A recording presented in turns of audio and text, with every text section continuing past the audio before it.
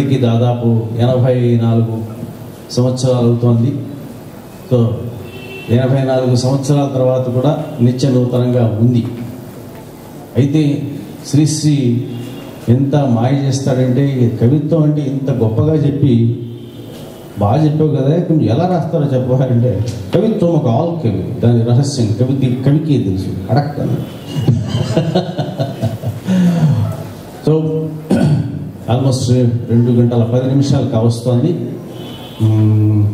ఒక సభ కూడా ముగింపుకు వస్తుంది. అలాగే విద్య